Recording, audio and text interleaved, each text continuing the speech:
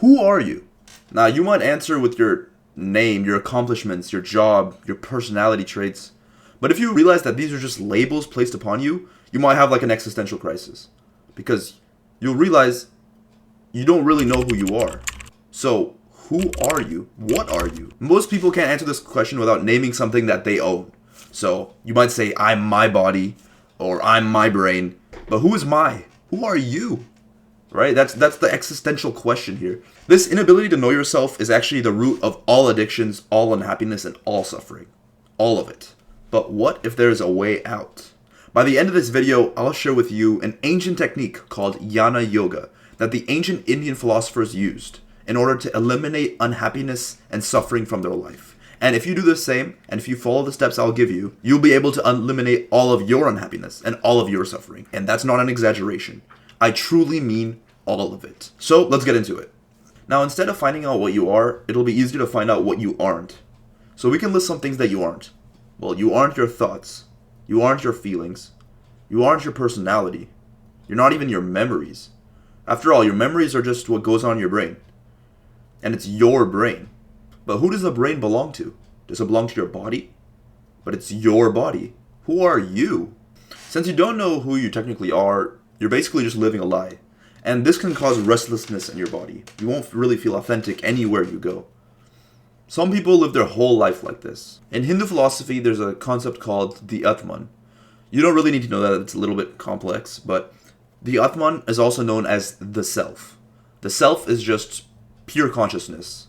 It's the pure awareness. It's everything that's watching. Let me give you an analogy to help better understand what that is. So imagine this. Your body is a chariot. Your brain is the charioteer, the one driving the chariot. Your mind are the reins of the chariot. And your senses are the horses pulling the chariot. What's the road? Well, the road is your desires and external distractions. But who are you? You are the rider of that chariot. You are the passenger. Sorry if that was a little bit of a confusing analogy, but basically what I'm trying to say here is that you are just the viewer. You are the passenger. What you are, my friend, is pure consciousness. You are just watching everything happening. You're watching the ride. You're watching the chariot. But you are not part of the chariot system. You have to realize that you're not tasting, feeling, hearing, touching. It's not you who's doing those things. You are feeling those things, but it's not you doing those things. Those are just the senses. They're basically tools. They're tools for you to use. But it's not you.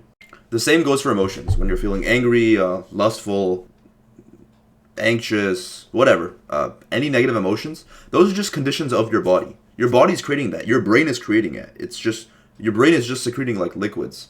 It's secreting hormones, to be precise. That's what it's doing. It's not really you. This is just conditions of your body. You aren't actually anxious. You're observing an anxious feeling in your body. This realization is actually really ancient. It's over thousands of years old. This realization itself is called moksha, which basically means liberation. And that's basically what it is, right? Once you realize that you're not these things, you can basically detach from them. You can detach from these feelings of anger, lust, anxiety, whatever it be.